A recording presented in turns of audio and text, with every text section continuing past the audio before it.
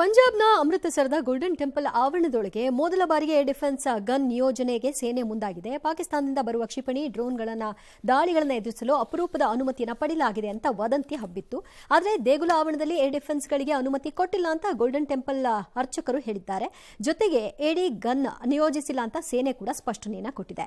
ಪಾಕ್ನ ISI ಬೆಂಬಲಿತ ಖಲಿಸ್ತಾನದ 6 ಬಬ್ಬರ್ ಖಾಲ್ಸಾ ಕಾರ್ಯಕರ್ತರನ್ನ ಬಾಟ್ಲಾದಲ್ಲಿ ಪಂಜಾಬ್ ಪೊಲೀಸರು arrest ಮಾಡಿದ್ದಾರೆ.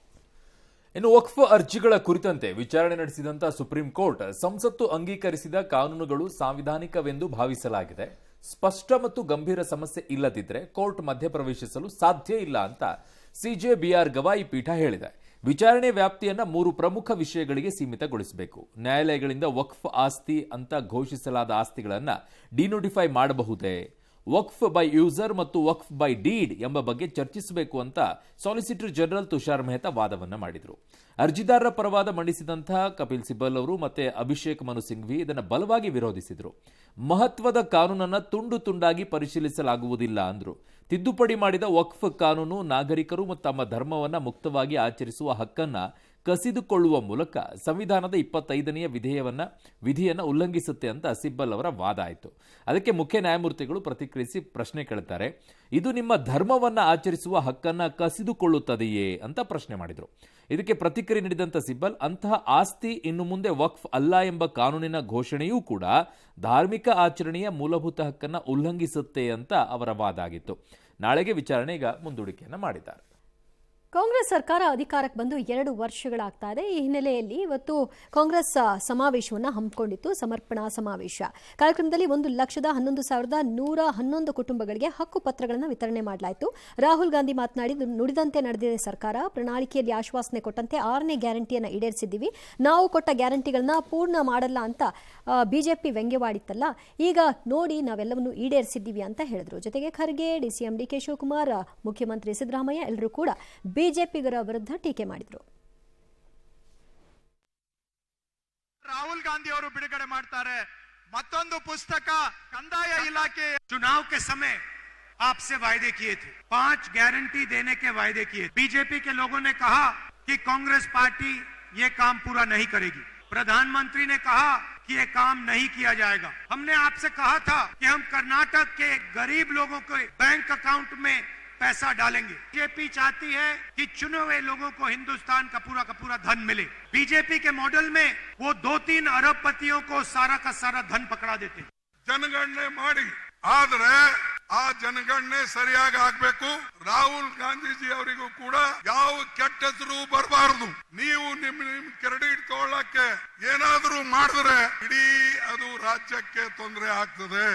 2018ರಲ್ಲಿ 600 ಭರವಸೆಗಳನ್ನು ಕೊಟ್ಟಿದ್ರು, 10% ಭರವಸೆಗಳನ್ನು ಕೂಡ ಈಡೇರಿಸಲಿಕ್ಕೆ ಆಗಲಿಲ್ಲ. ಇದು ಬಿಜೆಪಿಗೂ ನಮಗೂ ಇರತಕ್ಕಂತ ವ್ಯತ್ಯಾಸ.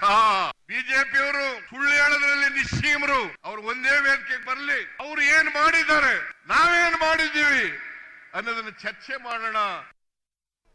ಚರ್ಚೆ ಮಾಡಿ ಯಾರು ಬೇಡ ಅಂದವ್ರಲ್ವಾ, ಚರ್ಚೆ ಮಾಡಬೇಕು. ನೀವೆಲ್ಲ ಚರ್ಚೆ ಆಮೇಲೆ ಸ್ವಲ್ಪ ದರ ಏರಿಕೆದು ಚರ್ಚೆ ಆಗ್ಬೇಕಲ್ವಾ. ಅದಕ್ಕೂ ರೀಸನ್ಸ್ಗಳು ಕೊಟ್ಟಿದ್ದಾರೆ ಅರುಣ್ ಅವರು. ಯಾವ ರೀಸನ್ ಕೊಡಕ್ ತುಂಬಾ ಬರುತ್ತೆ, ರೀಸನ್ ಯಾವ್ದಕ್ಕಿರೋದಿಲ್ಲ. ಈಗ ಹಾಲಿನ ರೇಟ್ ಜಾಸ್ತಿ ಮಾಡಿದ್ದು ರೈತರಿಗೆ ಹೋಗುತ್ತೆ, ಅದು ಸರ್ಕಾರಕ್ಕೆ ಬರಲ್ವಂತೆ.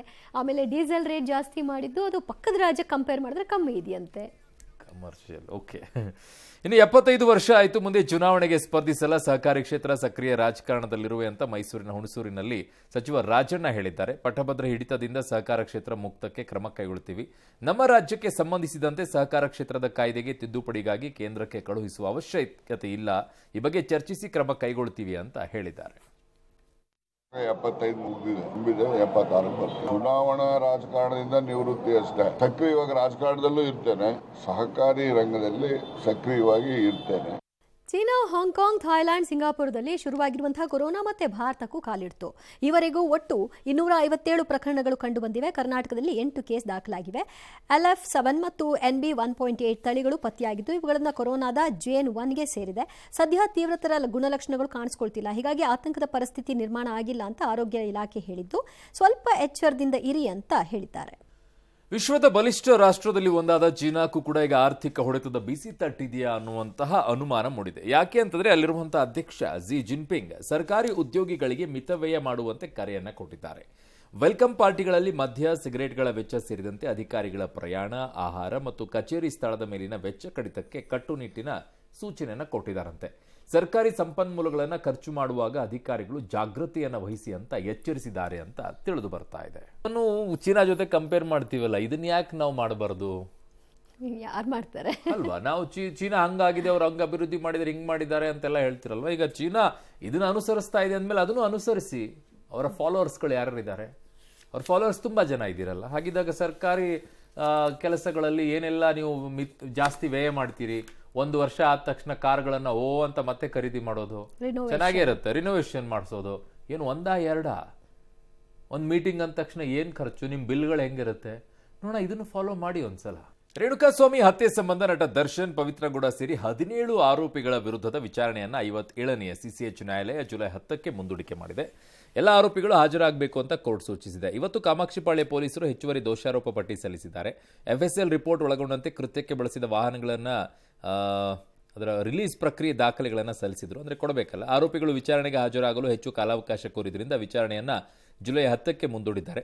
ಈ ಮಧ್ಯೆ ಕೋರ್ಟ್ಗೆ ಪವಿತ್ರ ಗೌಡ ಹೊರ ರಾಜ್ಯಕ್ಕೆ ಹೋಗೋಕ್ಕೆ ಅವಕಾಶ ಕೇಳಿದ್ರು. 15 ದಿನ ಅವಕಾಶ ಕೇಳಿದ್ರು, ಕೊಟ್ಟಿದೆ. ಕೋರ್ಟ್ ಹಾಲ್ನಲ್ಲಿ ಗಪ್ಚುಪ್ ಇದ್ದಂಥ ದರ್ಶನ್, ಪವಿತ್ರ ಗೌಡ ಕೋರ್ಟ್ನಿಂದ ಹೊರಗೆ ಬಂದಾಗ ಇಬ್ಬರು ಕೈ ಹಿಡಿದುಕೊಂಡು ಬಂದಿದ್ದಾರೆ. ಏನು ಹಿಡ್ಕೊಂಡು ಹೋಗ್ಬಾರ್ದು ಅಂತಿದೆಯಾ? ಏನಾದರೂ ಇದೆಯಾ? ಓಕೆ. ಸೊ ಆದರೆ ಲಿಫ್ಟ್ನಲ್ಲಿ ಏನೋ ನಂಬರ್ ಕೇಳಿದ್ರಂತೆ, ನಂಬರು ಕೊಟ್ಟಿದ್ದಾರಂತಪ್ಪ, ಗೊತ್ತಿಲ್ಲ ನಮಗೆ. ಬೆಂಗಳೂರಿನ ಸರ್ಜಾಪುರದ ಎಸ್ಬಿಐ ಬ್ಯಾಂಕ್ಗೆ ಹೋಗಿದ್ದ ಗ್ರಾಹಕರೊಬ್ಬರ ಜೊತೆ ಭಾಷಾ ವಿಷಯಕ್ಕೆ ಬ್ಯಾಂಕ್ ಮ್ಯಾನೇಜರ್ ಉದ್ದಟತನ ಪ್ರದರ್ಶಿಸಿದ್ದಾರೆ. ಕನ್ನಡ ಮಾತಾಡಿ ಅಂದಿದ್ದಕ್ಕೆ ನಾನು ಯಾವತ್ತೂ ಕನ್ನಡ ಮಾತಾಡಲ್ಲ ಅಂತ ದರ್ಪ ಮೆರೆಯುವ ಮೂಲಕ ಕನ್ನಡಿಗರನ್ನ ಕೆಣಕಿದ್ದಾರೆ. ನಮಗೆ ಹಿಂದಿ ಬರಲ್ಲ, ಕನ್ನಡ ಮಾತಾಡಿ ಅಂದ್ರೂ ಹಿಂದಿಯಲ್ಲೇ ಮಾತನಾಡುವಂತೆ ಮ್ಯಾನೇಜರ್ ಆಗ್ರಹಿಸಿದ್ದಾರೆ. ಇದು ಭಾರತ, ಬರೀ ಕರ್ನಾಟಕ ಮಾತ್ರ ಅಲ್ಲ, ಏನೇ ಆಗಲಿ ನಾನು ಯಾವತ್ತೂ ಕನ್ನಡನೇ ಮಾತಾಡಲ್ಲ ಅಂತ ಹೇಳಿದ್ದಾರೆ. ಈ ವಿಡಿಯೋ ಈಗ ವೈರಲ್ ಆಗಿದೆ. ಇದು ಕರ್ನಾಟಕ ಮೇಡಮ್. ಇಂಡಿಯಾ ಅಥವಾ ಈ ಕರ್ನಾಟಕದಲ್ಲಿ Kannada main first, Kannada first madam, Kannada first. ಈಗ ನೀವೇನ್ ಮಾತಾಡ್ತಾ ಇರೋ ತುಂಬಾ ಒಳ್ಳೇದು ರೀ ಮೇಡಮ್. ನಿಮಗೆ ಕನ್ನಡ ಬರಲ್ಲ ಅಂತ ಹೇಳೋದು ಬೇರೆ, ಹೌದು, ಕನ್ನಡನೇ ನಾನು ಕಲಿಯಲ್ಲ ಅನ್ನುವಂಥದ್ದು ದುರಹಂಕಾರದ ಪರಮಾವಧಿ ಅಲ್ವಾ? ನಿರ್ಮಲಾ ಸೀತಾರಾಮನ್ ಅವರು ಕರ್ನಾಟಕದಿಂದ ಇರೋರು, ಮೇಡಮ್ ಅವ್ರ ಹತ್ರನೇ ಇದೆ. ಬಿಜೆಪಿ ಅವ್ರು ಏನು ಹೇಳ್ತೀರಾ? ಕನ್ನಡ ಭಾಷೆದ ಬಗ್ಗೆ ತುಂಬಾ ಎಲ್ಲ ಮಾತನಾಡ್ತಿದ್ರಲ್ಲ. ನೋಡಿ, RBI ರೂಲ್ಸ್ ಪ್ರಕಾರನೇ ಇದೆ. ನಾನು ಅದರ ರೂಲ್ಸ್ ಪ್ರಕಾರನೇ ಹೇಳ್ತೀನಿ. ನಿಮಗೆ use of A Hindi and regional languages ಇನ್ ನಿಮಗೆ ಟ್ರಾನ್ಸಾಕ್ಷನ್ ಮಾಡಬೇಕಾದ್ರೆ, ಬಿಸ್ನೆಸ್ಸನ್ನು ಮಾಡುವಂಥ ಸಂದರ್ಭದಲ್ಲಿ ಕಸ್ಟಮರ್ಸ್ ಜೊತೆಗೆ ಕಮ್ಯುನಿಕೇಷನ್ ಮಾಡಬೇಕು ಅಂತಂದರೆ ರೀಜನಲ್ ಲ್ಯಾಂಗ್ವೇಜನ್ನು ಯೂಸ್ ಮಾಡಬೇಕು ಅಂತ ಇದೆ. ನಾನು ಮಾಡೋದೇ ಇಲ್ಲ ಅನ್ನುವಂಥದ್ದು ದುರಹಂಕಾರ. ಬ್ಯಾಂಕ್ನಲ್ಲಿ ಇದನ್ನು ಹಾಕಬೇಕು. ಆ್ಯಕ್ಚುಲಿ ಎಷ್ಟು ಬ್ಯಾಂಕ್ಗಳು ಹಾಕಿದ್ದೀರಾ? ಎಷ್ಟು ಬ್ಯಾಂಕ್ಗಳನ್ನು ಹಾಕಿದ್ದೀರಾ? ಯಾರು ಕೇಳಲ್ಲ, ಯಾರು ಜನಕ್ಕೆ ಗೊತ್ತಿಲ್ಲ. ಅವ್ರು ಏನು ಮಾತನಾಡ್ತಾರೆ ಕೇಳಿಸ್ಕೊಂಡ್ಬಿಟ್ಟು ಅಷ್ಟೇ ಮುಗಿಸ್ಕೊಂಡ್ಬಿಡ್ತೀರಾ. This is too much. ಇಂಥವ್ರನ್ನ ಕಳಿಸ್ಬೇಕು ಮನೆಗೆ. ಯಾಕೆ ಇಟ್ಕೊಳ್ಬೇಕು ಇಂಥವ್ರನ್ನೆಲ್ಲ ಬ್ಯಾಂಕ್ಗಳಲ್ಲಿ? ಕೇಳಬೇಕು ಮೇಡಮ್, ಎಲ್ಲೆಲ್ಲಿ ಸಿಗ್ತಾರಲ್ಲೆಲ್ಲ ಇನ್ಮೇಲೆ ಕೇಳಬೇಕು. ಇನ್ನು ರಷ್ಯಾ ಉಕ್ರೇನ್ ನಡುವಿನ ಸಮರ ಯಾಕೋ ನಿಲ್ಲುವ ಲಕ್ಷಣ ಕಾಣ್ತಾ ಇಲ್ಲ. ನಾವು ಯುದ್ಧವನ್ನ ಕೊನೆಗೊಳಿಸಲು ಸಿದ್ಧರಿದ್ದೇವೆ, ಆದರೆ ಯುದ್ಧ ಅಂತ್ಯಗೊಳಿಸಲು ರಷ್ಯಾ ಸಿದ್ಧವಿದೆ ಎಂಬ ಅನುಮಾನ ಕಾಡ್ತಾ ಇದೆ ಅಂತ ಉಕ್ರೇನ್ ಅಧ್ಯಕ್ಷ ಜೆಲೆನ್ಸ್ಕಿ ಹೇಳ್ಕೊಂಡಿದ್ದಾರೆ. ಕದನ ವಿರಾಮ ಸಂಬಂಧ ಪುಟಿನ್ ಟ್ರಂಪ್ ಮಾತುಕತೆ ಬೆನ್ನಲ್ಲೇ ಜೆಲೆನ್ಸ್ಕಿ ಈ ರೀತಿಯಾಗಿ ಹೇಳಿದ್ದಾರೆ. ಪೂರ್ವಭಾವಿ ಷರತ್ತುಗಳಿಲ್ಲದಿದ್ದರೆ ಮಾತ್ರ ಕದನ ವಿರಾಮ ಘೋಷಣೆಗೆ ಸಿದ್ಧ ಅಂತ ಜೆಲೆನ್ಸ್ಕಿ ಹೇಳಿರೋದು. ರಷ್ಯಾ ತಮ್ಮ ನಿಜವಾದ ಬದ್ಧತೆಯನ್ನು ಅನುಸರಿಸುವ ಅಗತ್ಯತೆ ಇದೆ ಎಂದಿದ್ದಾರೆ. ಟ್ರಂಪ್ ಜೊತೆಗಿನ ಮಾತುಕತೆ ಬಳಿಕ ರಷ್ಯಾ ಬೇರೇನೋ ನಮ್ಮಿಂದ ಬಯಸ್ತಾ ಇದೆ ಅನ್ನೋದು ತೋರ್ತಾ ಇದೆ. ಹೀಗಾಗಿ ಕದನ ವಿರಾಮ ಬೇಕಾದ್ರೆ ರಷ್ಯಾವೇ ಒಂದು ಹೆಜ್ಜೆ ಮುಂದೆ ಹೋಗಿ ಯುದ್ಧ ನಿಲ್ಲಿಸಲಿ ಅಂತ ಜೆಲೆನ್ಸ್ಕಿ ಹೇಳಿದ್ದರು. ಮುಂಬೈ ಅಹಮದಾಬಾದ್ ಬುಲೆಟ್ ರೈಲು ಯೋಜನೆಗಾಗಿ 300 ಕಿಲೋಮೀಟರ್ ವಯಾಡಕ್ಟ್ಗಳು ಪೂರ್ಣಗೊಂಡಿವೆ ಅಂತ ಕೇಂದ್ರ ರೈಲ್ವೆ ಸಚಿವ ಅಶ್ವಿನಿ ವೈಷ್ಣವ್ ತಿಳಿಸಿದ್ದಾರೆ. 508 ಕಿಲೋಮೀಟರ್ ಯೋಜನೆ ಇದಾಗಿದೆ.